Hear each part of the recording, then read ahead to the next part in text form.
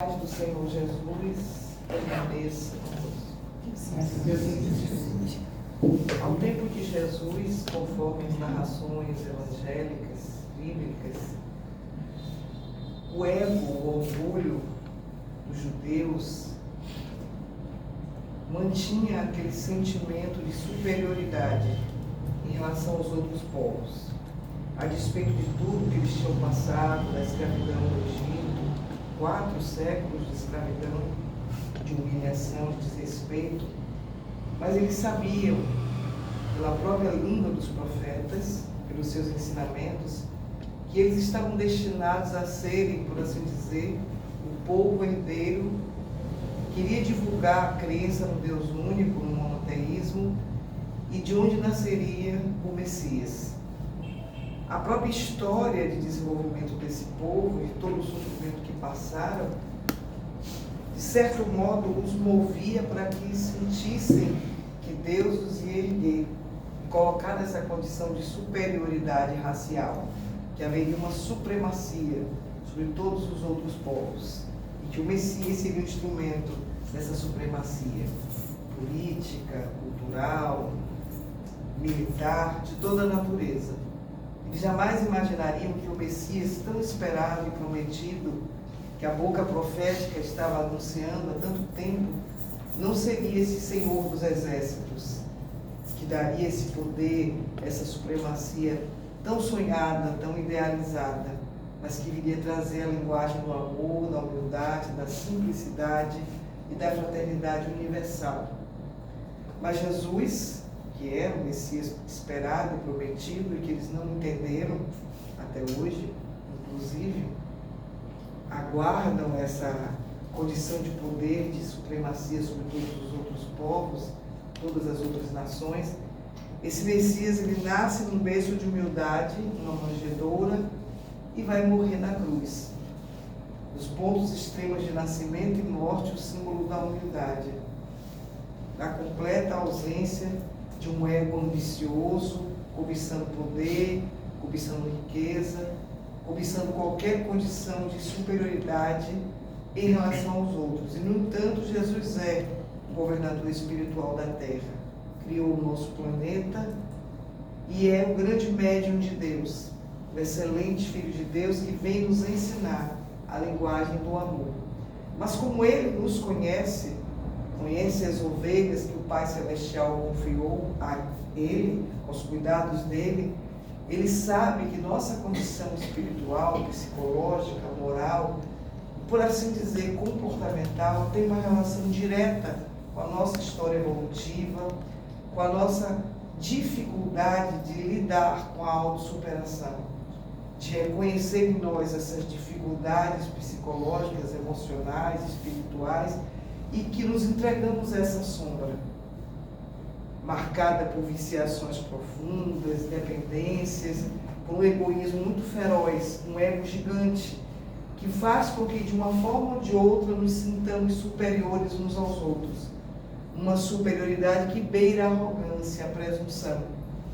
Por isso é que Jesus, quando ele estava com seus discípulos e com a multidão, ele ensinava, especialmente nesse capítulo que fala que os sãos não precisam de médicos, que na verdade qualquer luz deve ser colocada em plano superior, que uma candeia deve ser colocada sobre o velador para que essa luz ilumine a todos, representando que o conhecimento é verdade e deve iluminar consciências, mas que esse processo de iluminação de consciências não pode ser desmesurado de uma forma muito intensa, porque para muitos de nós a luz intensa cega, ou nos torna tão encantados, tão maravilhados, que não criamos um processo de maturidade adequada, porque ficamos enceguecidos dessa vaidade, dessa presunção, e muitas vezes da própria ignorância, do misticismo, misturado com essa condição tão sombria de imperfeições que cultivamos e alimentamos por tantos milênios e milênios. Por isso é que Jesus estabeleceu que era necessário que a luz ficasse numa altura que iluminasse a todos. Todos que entrem na casa recebam essa luz. Mas ele mesmo falava por parábolas. que parecia uma contradição. Como alguém propõe que a luz fique sobre a candeia, fique sobre o velador, iluminando todos, saindo da sombra da ignorância, mas ele mesmo utilizava uma linguagem simbólica que não expressava com clareza absoluta todos os seus ensinamentos. Por isso é que os discípulos questionavam por que ele falava ao povo por parábolas. E Aprilas, em particular, falava mais claramente, dentro do possível, com os seus discípulos, o colégio galileu. E Jesus vai dizer que falava por parábolas para o povo porque muitos não tinham condição de compreender. Tinham olhos de ver, mas não conseguiam enxergar. Ouvidos de ouvir, mas não conseguiam escutar. E o coração estava pesado, tardo, por tantas viciações, imperfeições, que não tinha condição de compreender a essência da mensagem de Jesus. Por isso ele usava uma linguagem simbólica, uma linguagem planejada, programada para ultrapassar todos os tempos, todas as culturas, para poder ser compreendida cada vez mais profundamente com o passar do tempo, com o progresso da cultura, da ciência, das civilizações, que naquele tempo, há mais de 2000 anos, isso não era possível. O que ele manteve claro nos seus discursos, nas suas falas, nos seus feitos, era a necessidade do amor. Para isso ele usou de vários mecanismos nas suas histórias, nas suas vivências, nos seus exemplos, da própria ideia do samaritano, da caridade, como essência fundamental para alcançar a vida eterna, a plenitude, uma condição de libertação da morte, da necessidade do reencarnar tantas vezes por alcançar essa condição de pureza. E obviamente que quando ele falava de comportamento ético-moral como necessidade imprescindível de evolução, aí ele era claro. Mas em relação a outros aspectos das suas lições, da sua doutrina, como eram muito complexos e abstratos, ele usava a linguagem simbólica das palavras. E num desses momentos em que ele está com os discípulos na casa de Mateus, aparecem vários publicanos, algumas pessoas ditas de má vida. Porque naquele contexto cultural, se havia a cobrança dos impostos, e era extremamente desprezada, rejeitada e odiada pelos judeus. E todo judeu que se tornava um publicano, como se fosse a serviço dos opressores, para cobrar impostos e naturalmente enriquecer, porque ganhava um dinheiro muito grande, porque era uma ocupação muito perigosa.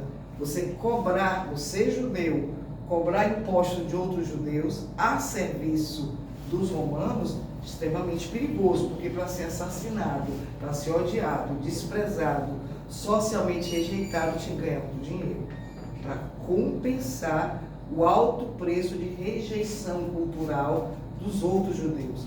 E alguns se atreviam, por isso que eram desprezados.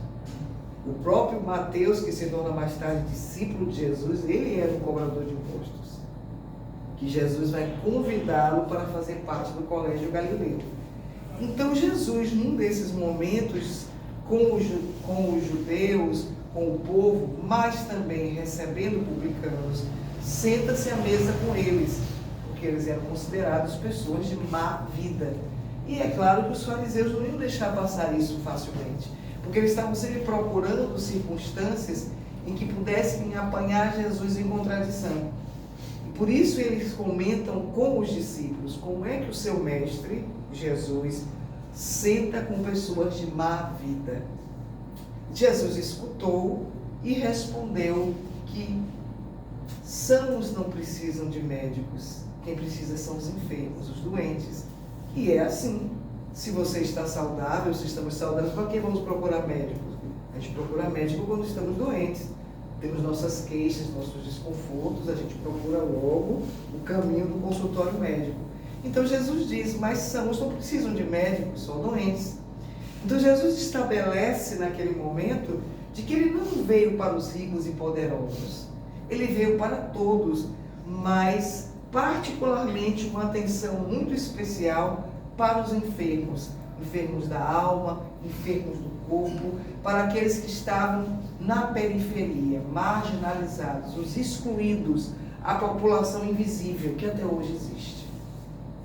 Porque os ditos são aqueles que estão tão cheios de si, de arrogância, de conhecimento, de poderes, de status, têm suas necessidades materiais plenamente atendidas, pelo menos as essenciais, que não dão importância às próprias necessidades espirituais. Então esses estão tão empanturrados, e pode ser qualquer um de nós, que não tem tempo ou necessidade de buscar o médico Jesus, o psicoterapeuta Jesus, o médico das almas que é Jesus. Então Jesus dizia, bem, eu vim para os enfermos, é para esses que eu vim, para aqueles que tinham pela sua própria condição de miséria social, de abandono, de rejeição, de humilhação, de fome, de solidão, de doenças de todo tipo, muito especialmente para eles ele veio. É claro que na visão de Jesus todos somos enfermos.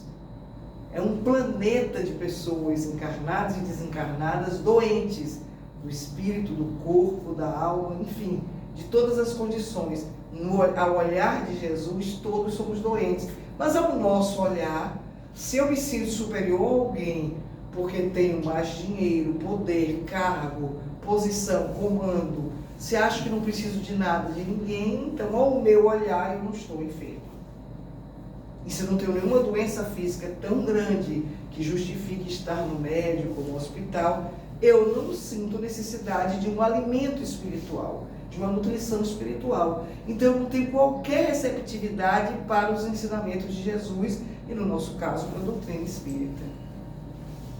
Por isso que Jesus dizia que ele veio para os enfermos, para aqueles que se admitiam a própria vulnerabilidade psicológica, espiritual, social, de toda a natureza, e buscavam esse apoio, essa proteção do terapeuta maior que é Jesus. Para eles, ele estava sempre disponível. Não é que não estivessem para senadores, doutores da lei, mas eles têm que procurar. Porque essa é uma perspectiva de Jesus que é a mesma dos espíritos bons. Se eu preciso de ajuda, seja de que natureza for, eu preciso ter a humildade de admitir e pedir essa ajuda. A gente sempre lembra de um episódio que o próprio Divaldo Franco tornou público há alguns anos atrás, quando ele tem uma tendinite crônica e estava com o braço com aquela contenção, mas que não impede de mexer, mas sentindo muitas dores e psicografando. Receitas do próprio Dr. Bezerra de Menezes. E o braço doendo, e ele psicografando. Lá para as tantas, ele diz a Dr. Bezerra de Menezes mentalmente, mas não é possível que eu esteja aqui psicografando tanta receita para pessoas doentes e o senhor não passa nada para mim, que estou com essa tendinite, essa dor horrorosa, e para mim o senhor não prescreve nada. E aí o mentor diz, o senhor pediu? É claro que o mentor sabia que ele estava com dor, mas é preciso que o doente do corpo ou da alma admita isso. Porque é o primeiro passo de humildade, reconheço minha vulnerabilidade. E ao reconhecer, eu reconheço a dos outros também. Se eu passo a reconhecer que eu tenho fragilidades espirituais, psicológicas ou de outra natureza, eu passo a ter uma capacidade mais humana de entender que os outros também têm. Eu fico um pouco menos arrogante, um pouco menos exigente e inflexível em relação às imperfeições dos outros, porque eu olho para mim e digo, eu também tenho, e não são poucas. Então eu preciso compreender que os outros têm essa humanidade frágil, porque a minha também é. Por isso que ele diz, o senhor pediu algum remédio? Estou pedindo agora. Ah, então psicografe aí. Para de Divaldo Franco, voltou lá o remédio homeopático. Então, todos os episódios que Chico Xavier e o próprio Divaldo descrevem de situações de desconforto, de adoecimento, eles precisavam verbalizar. Não que o mentor ou a mentora não saiba disso, mas é preciso esse exercício de admitir, eu preciso de ajuda. O próprio Divaldo admitiu também, numa palestra virtual que ele fez na época da pandemia, em 2021, 2021, acho, que ele disse que tinha ido num evento de um seminário com mais 2 companheiros espíritas, mas antes de começar o evento, ele se viu alvo de um processo obsessivo. Porque somos humanos e frágeis, ficamos invigilantes com mais frequência do que deveríamos. Ele se sentiu tão perturbado, irritado, que ele chegou para os companheiros e disse assim: eu preciso que vocês me apliquem um passe, porque eu não estou conseguindo superar esse momento de perturbação espiritual. Ele estava quase indo embora e abandonando lá o evento, por efeito de processo obsessivo. Então os companheiros aplicaram um passe, ajudaram, ele se reequilibrou, pôde continuar o compromisso dele para o qual ele foi para aquela cidade. Acontece que é difícil para o nosso ego admitir isso, que eu estou doente, meu pensamento, meus sentimentos, eu estou sendo alvo de algum tipo de dependência emocional, psicológica, física, dependência de cigarros, de drogas, do álcool, possessividade em relação a pessoas, a relações afetivas, ou orgulho, ou que sou avarenta, ou agressiva, ou seja o que for, porque para nós parece-nos humilhante ter que admitir isso. Então Jesus dizia: eu estou aqui para os enfermos. Quem se considera são não precisa de médico. Ele generosamente estendia a ação terapêutica para a prevenção da doença e para a cura. Porque a proposta do amor de Jesus, o que a gente estende para a proposta terapêutica do Espiritismo, é prevenção para quem não adoeceu, sob esse aspecto integral de adoecimento, mas também é cura para quem já adoeceu e precisa reconquistar a saúde, a paz, a saúde integral, o equilíbrio. E por isso que dispomos do Evangelho de Jesus e da proposta espírita para a prevenção e para a cura. Quando a gente desce do pedestal e admite: estou doente, tal doença, tal condição, não só a doença do corpo, mas sobretudo essas doenças muito mais graves, que são espirituais e emocionais, que acabam virando doenças físicas. Porque toda causalidade vem do espírito, que depois passa para o perispírito e depois para o corpo físico. Então Jesus falava para os enfermos que se admitem como tais. E como ele é todo amor, é claro que naquela época, e mesmo nos dias atuais, aqueles que estão excluídos, que estão à margem, que estão em abandono, precisam de um cuidado muito especial. Porque alguém tem que olhar por quem sofre. Alguém tem que olhar para os excluídos, marginalizados, invisíveis, que os poderosos só lembram em época de eleição.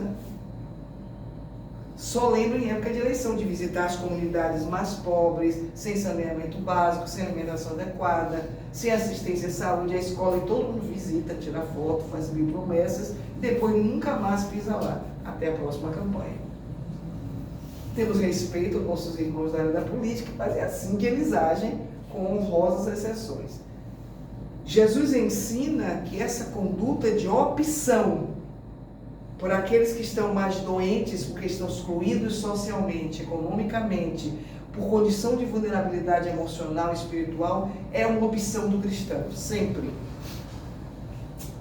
Acolher em seu afeto, em seu amplexo, quem mais necessita, mas que se predisponha para tal. É por isso que quando ele vai conversar com os discípulos e mandá-los 2 a 2 para iniciar a divulgação dos seus ensinamentos, ele diz: vão primeiro na casa de Israel, não vão na cidade dos samaritanos.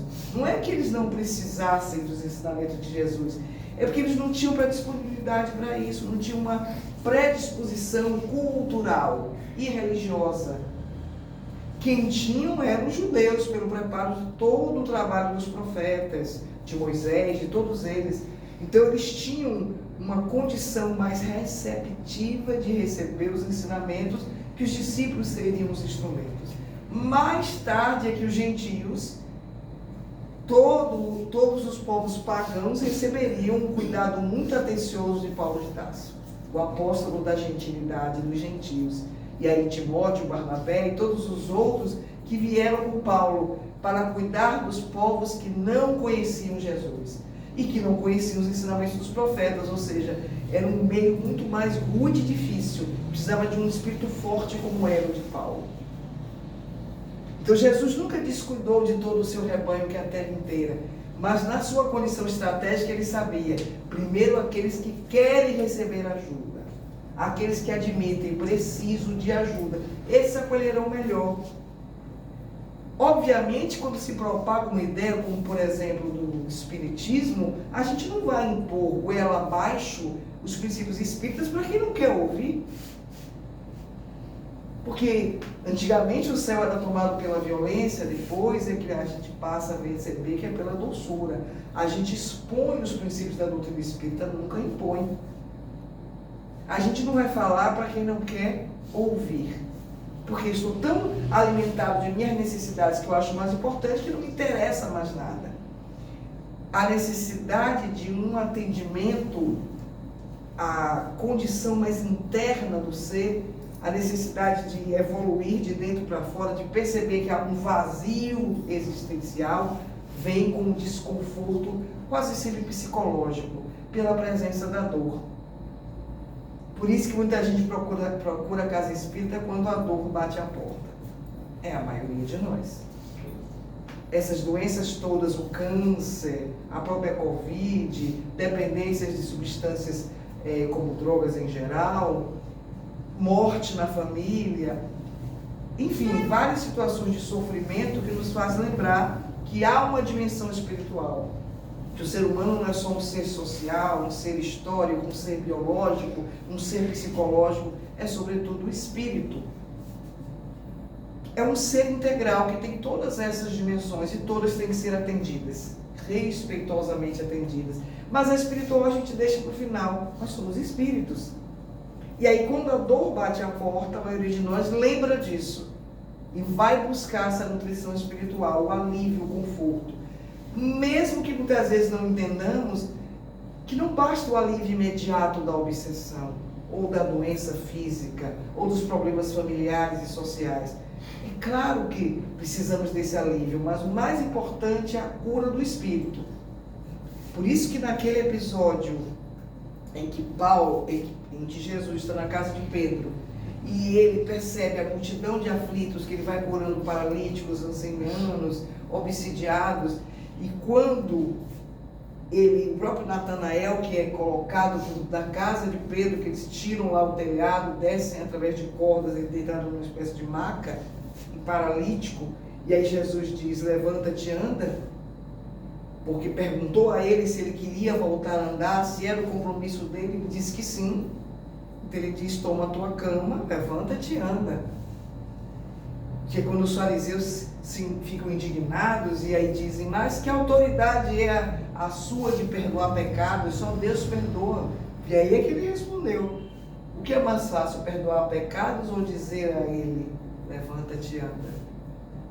Dizendo que ele era a autoridade na terra, assim, para perdoar pecados, no sentido de liberar espíritos de situações expiatórias como oportunidade de recomeço. Sim, ele tem autoridade para isso.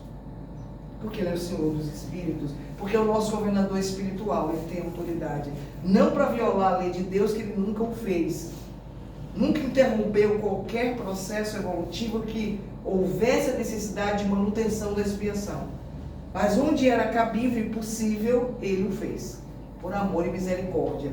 E neste dia de Natanael e dos outros todos, quando todos foram embora, que eles foram apreciar o mar, e Jesus chorava, e Pedro perguntou a eles, mas o Senhor está chorando por quê? Deve ser por alegria, porque o Senhor curou cegos, paralíticos, endemoniados, leprosos, então deve ser de alegria que o Senhor está chorando.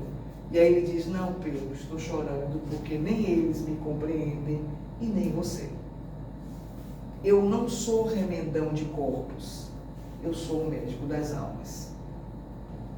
Ele curava corpos físicos por compaixão, por misericórdia, por alívio de dores e aflições, mas não adianta curar o corpo se a alma não se cura, porque o corpo adoece de novo, até porque a condição do corpo é de vulnerabilidade, de impermanência, o corpo vai morrer, é da natureza, tudo que é orgânico vai morrer, animais, plantas, pessoas vão passar pela morte, porque o corpo físico que nasce terá que morrer. Todo ser orgânico, biológico que nasce terá que morrer. Não tem outra coisa, faz parte da vida. Por isso que ele diz, eu não sou remendão de corpos, eu sou médico das almas.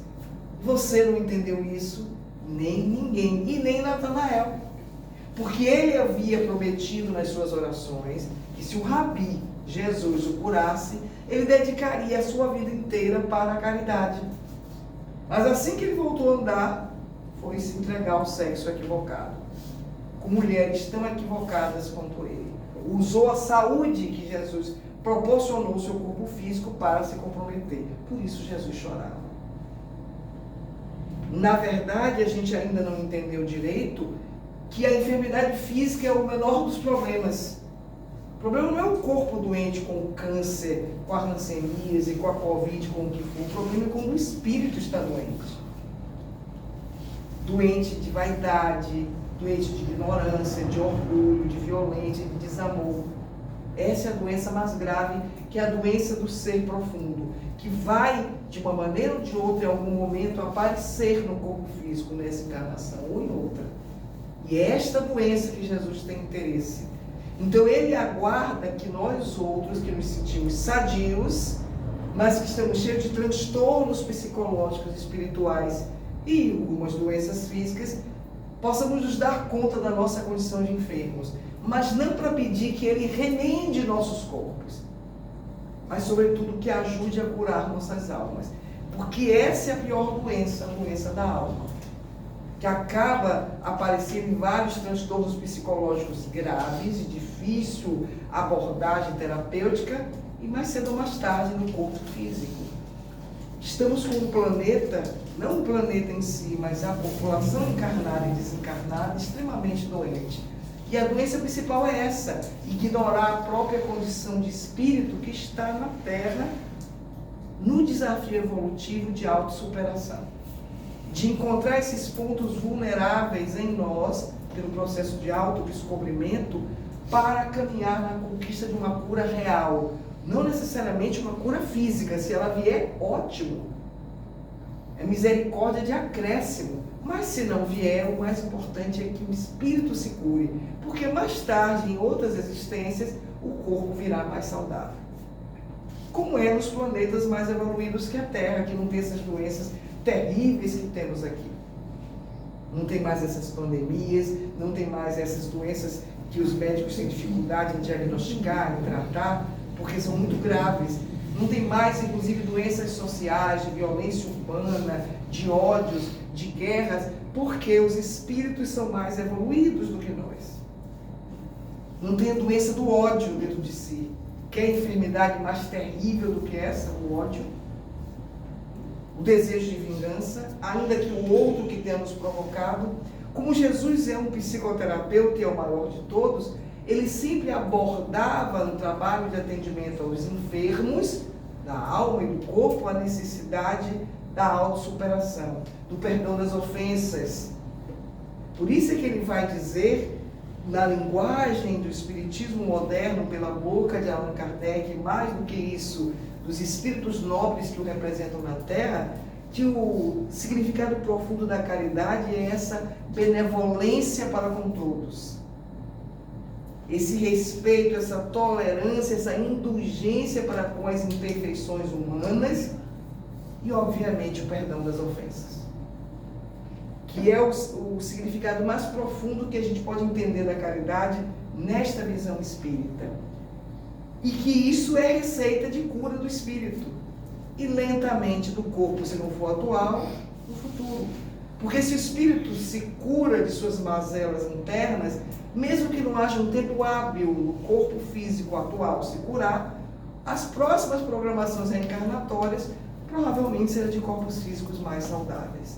Porque a cura real é de dentro para fora. A cura que a medicina nos proporciona, ela é uma cura que está sujeita também à causalidade que vem do próprio espírito. Porque por mais que a medicina progrida e nos ofereça a terapêutica moderna para o alívio de nossas mazelas, se o espírito não se trata, tudo isto será de efeito temporário, que cura um órgão, mas o outro adoece porque o espírito está doente. A mentora Joana de Andes diz isso no livro Dias Gloriosos, psicografia de Divaldo Franco, quando ela fala a questão da enfermidade da alma, quando ela diz, mesmo com o progresso da medicina, que manipule até geneticamente para prevenir várias doenças, como por exemplo o câncer, vamos mexer nesse gene, naquele outro, para que não tenha câncer de mama, de intestino, de estômago, disso, daquilo, afasta essa causalidade genética dessa predisposição a esse câncer, mas se o espírito está doente, porque eu odeio alguém, porque eu quero me vingar, porque eu tenho inveja, mágoa, ressentimento, outras doenças muito mais graves que a medicina não consegue nem enxergar como doença, eu não vou ter aquele câncer que alguém manipulou geneticamente, mas vem outro. Vem uma outra doença tão grave quanto, porque o espírito está doente. A medicina do futuro vai ver o ser integral e vai entender que é preciso abordagem terapêutica integral. Não basta exames de sangue, exames de imagem, cirurgias, dietas, tudo isso é lindo e fantástico. Mas a medicina vai entender, como nós, que é preciso também atender o espírito que está doente, espírito encarnado, desencarnado. Como já temos a psicologia transpessoal que entende, sem ser necessariamente espírita, a dimensão espiritual do ser. Por isso consegue alcançar a causalidade mais profunda de muitas mazelas, ajudar no tratamento de alívio e até de cura. Quando a gente penetra uma casa religiosa, e particularmente um centro espírita, a gente precisa entender, peço a Deus o alívio da doença tal, mas eu preciso entender, meu Deus, cura a mim espírito, me ajude nesse processo de autocura. Mobilizar esse médico interno que reconhece as próprias vulnerabilidades, fragilidades. Porque não são os benfeitores que vão curar o egoísmo em mim.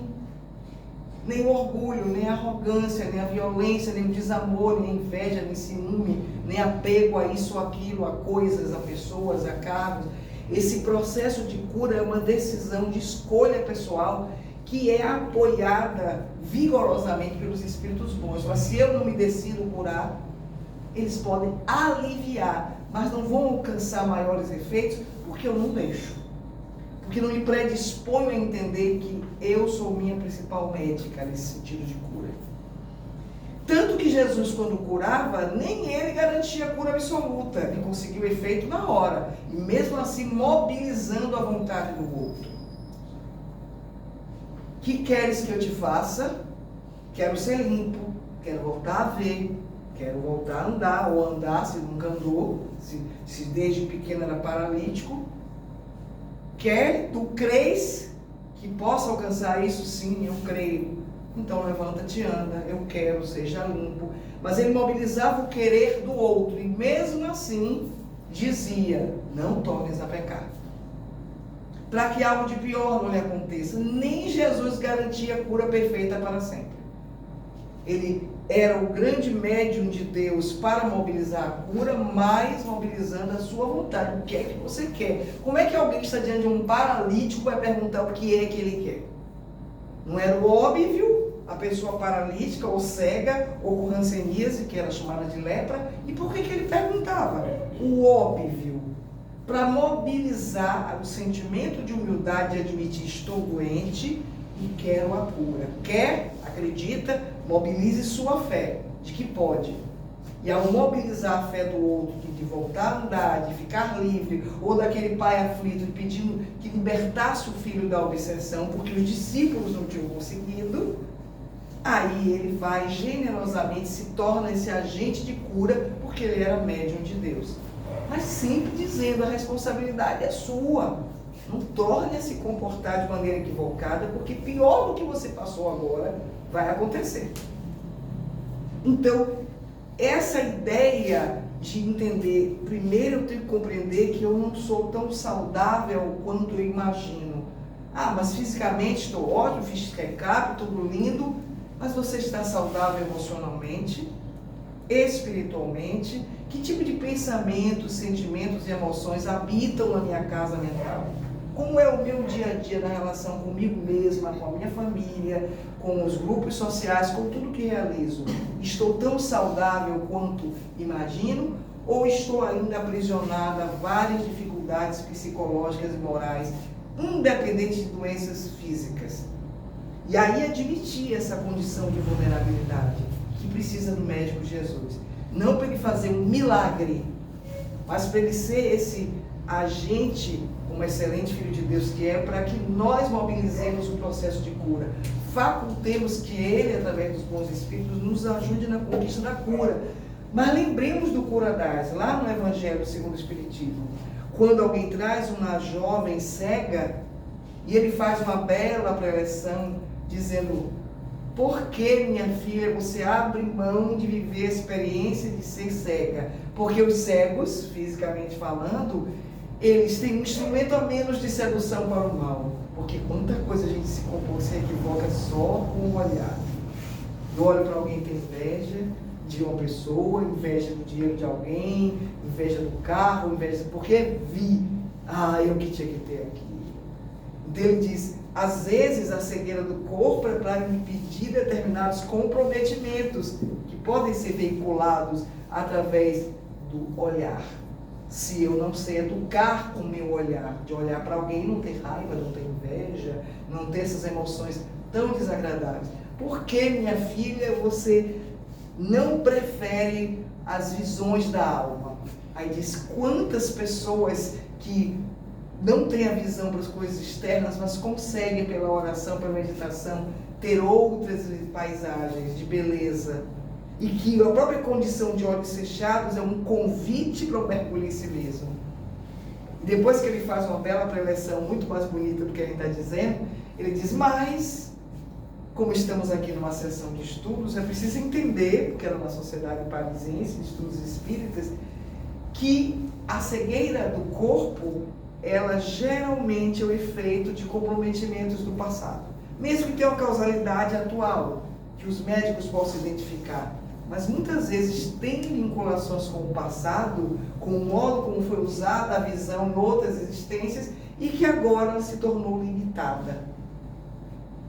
Para que o próprio espírito nesse processo expiatório reflita por que estou cego, ou seja, qual for a limitação que tenhamos. E aí ele diz, mas minha filha, eu vou dizer, eu não faço nada, vamos pedir a Jesus. Vamos pedir aos bons espíritos para que, se for o caso, proporcionem a cura dos seus olhos, devolva a sua visão. Mas ele fala quase que num lamento, como quem diz assim, você está abrindo mão de um mecanismo de redenção. Eu vou pedir para ver se acontece, porque muitas vezes a doença do corpo é um instrumento de freio, de limitação, para que a alma nos comprometa mais. Há um episódio de um discípulo de Pai Francisco de Assis, que ele tinha hanseníase, e Pai Francisco de Assis curou daquela hanseníase, numa época que a medicina não tinha tratamento para lepra, para hanseníase. Só que ele tinha uma alma muito violenta. Mesmo na companhia de Pai Francisco, ouvindo todos os seus ensinamentos, ele era muito agressivo, muito violento. E aí, depois de um bom tempo de convivência, ele parou e disse, eu não consigo me tornar doce como Pai Francisco. E aí ele para e diz assim, eu preciso da doença de volta. Porque nem a convivência com o Pai Francisco me tornou dócil, pacífico. E aí ele ora e diz, meu Senhor, me devolva a doença, me devolva a lepra. Eu preciso dela para acalmar meu ser extremamente violento e agressivo. O que o amor não conseguiu, a dor há de conseguir. E aí ele adormece, quando ele acorda, a lepra volta para o corpo dele. Ele agradece e vai viver a vida de leproso, que era muito difícil naquela época. Mas para aprender humildade, paciência, resignação e acalmar aquela personalidade difícil dele, que ele reconheceu que a convivência com o Pai Francisco não o ajudou. Então, muitas vezes, a doença do corpo, por mais que a gente procure a cura médica, a cura psicológica e tudo, às vezes ela é limitante e tem uma função reeducativa. Mas cada um que precisa, pela oração, pela meditação, avaliar, enquanto essa doença está no meu corpo, como posso usá-la como processo de reeducação? O que é que essa doença pode me ensinar? No que ela está me limitando? Que tipo de impulsos, de inclinações, de tendências eu trago que a doença funciona como um freio, um limite? Que ela pode ter um efeito expiatório como consequência de um passado difícil, mas ao mesmo tempo funciona como um elemento restritivo para que eu de novo, não cometa aquele equívoco, até ganhar maturidade psicológica, espiritual, para não precisar mais da dor. Para aprender com ela, a dor emocional, a dor física, seja qual for a dor, aprender a crescer. Não é assim a obsessão? Kardec já dizia, a obsessão, um dos grandes elementos de cura é a paciência. Palavras do codificador. Ou seja, não há cura rápida de obsessão. O obsidiado precisa ter muita paciência e entender que está nele a grande chave para a desobsessão.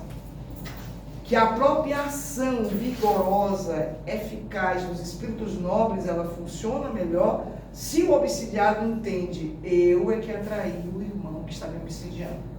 Pela minha conduta do passado, pela minha conduta atual, propiciou sintonia, afinidade de comportamento, de ideias, de pensamentos, de desejos, e que aí criou esse parasitismo, que cabe a mim cortar o processo, e esse corte começa com minha mudança moral, emocional, meu compromisso de crescer, a tão chamada e propalada reforma íntima. E não esperar que os passes dos espíritos nobres, que as reuniões doutrinárias mediúnicas me livrem do irmão obsessor, que aí eu fico numa boa. E ainda que eles fizessem isso, na esquina de novo eu vou atrair outro espírito tão perturbado e doente como eu. Tudo de novo, porque não estou me esforçando para mudar. Esse é o sentido do compreender-se enfermo. Não como quem se entrega à condição de enfermidade espiritual, psicológica, física, o que for, mas que entende que eu preciso reconhecer minha condição de enfermidade para aceitar a proposta espírita e a proposta do Cristo como receita terapêutica para a cura. Mas o compromisso fundamental, certamente, é do próprio ser doente, que somos nós. Isso nos fortalece no sentimento de humildade, de diminuir muito nossa presunção e arrogância, esse sentimento de superioridade em relação aos outros, à família, aos amigos, aos vizinhos, aos desafetos. Entender, somos todos seres humanos, todos filhos de Deus com dificuldades imensas, senão não estaríamos aqui. A não ser aqueles que são missionários, a gente não acha missionário em qualquer lugar. Eles estão reencarnando em massa, mas os que já têm essa condição de superioridade, sim, moral, que foi construída ao longo dos séculos e séculos para hoje serem missionários. Os discípulos do passado, os que voltam em espírito de amor para ajudar Jesus nesse grande trabalho de regeneração da terra. Mas nós outros estamos comprometidos até a tampa. Então, sim, enfermos somos. Precisa admitir essa condição, não para ficar com autopiedade, um sentimento de autovitimização. Coitadinho, coitadinho de mim, que estou doente da cabeça, do corpo, obsessão. Tudo isso, mas depende de mim o processo de mudança, por mais lento que seja.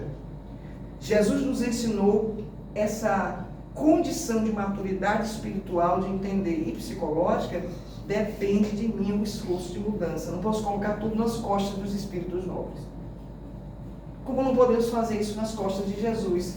Ele nunca nos propôs fazer o trabalho que nos cabe. Ele é psicoterapeuta no sentido de faça a parte que lhe cabe. Eu estou aqui, estou dando a força, mas preciso esforço. O que queres que eu faça? Levante e ande. Não tem nenhum relato que ele carregou ninguém nos braços. Na Bíblia não tem, não. Pegue sua maca, levante e ande. Vá lá, lave seus olhos, ó na fonte. É sempre um movimento de ação. Você quer a cura, se movimente. Faça a parte que lhe cabe. Ele não disse ao grande senador romano, Públio Lentulus, que é uma das reencarnações do mentor Emmanuel, seria bom que você, de público, admitisse um encontro que ele teve em particular com Jesus, sem testemunhas, que ele fez no momento mais obscuro do dia, porque ele não queria passar vergonha dele, um senador romano, conversando com um filho de um carpinteiro do povo. Ele disse, seria bom que fosse pública e que você realmente se comprometesse à mudança moral.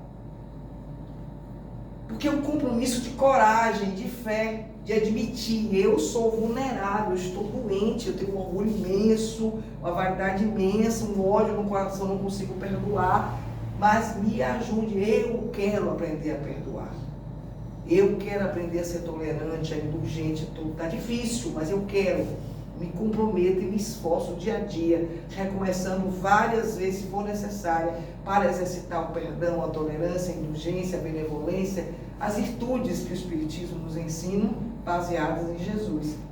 É esse esforço de comprometimento real, de mudança de pensamento, de emoção, de conduta, é que atesta admitirmos a nossa vulnerabilidade, o nosso desejo de cura. Aí o terapeuta Jesus encontra uma receptividade maior. Aí ele visita-nos na casa da nossa mente, do nosso coração. A gente pode estar no maior tugúrio da dor, do sofrimento, mas a gente está acolhendo Jesus em nós com esse compromisso. Eu sei que estou doente, mas eu me comprometo ao esforço para a cura, para a desobsessão, para o alívio, para suportar a dor com coragem e resignação e aprender com ela. Aí sim, a ação terapêutica de Jesus e dos Espíritos bons funciona mais efetivamente, não com mágica, nem com um milagre, mas com esse apoio e sustentação, segurando na mão da gente até o fim. Então, saber que eu estou na casa espírita não para receber benefícios e vantagens, de aliviar dores e aflições de qualquer natureza, mas o compromisso maior é a cura do ser que somos espírito. Porque Jesus não é remendão de corpos, ele é médico das almas. E a gente quer encerrar com homenagem às mulheres. Nosso colega, companheiro aí, Edson, disse que dia de mulher é todo dia e os homens têm que se resignar para isso mesmo. É nosso dia, todos os dias. Como se dedicaram a hoje, eu queria parabenizar todas as mulheres aqui, trabalhadoras, mães de famílias, que estão na luta do dia a dia do processo evolutivo e dizer que realmente o papel, nesse sentido da vivência da mulher, é um papel de, pelo caminho da afetividade, mesmo permeado por outros fatores culturais, intelectuais e tudo, mas sobretudo a sensibilidade de ser esse canal de afeto, de amor no núcleo da família. E não só a família biológica, porque a mulher é mãe de um irmão, mãe de um pai que está em desequilíbrio, de um amigo, de um irmão.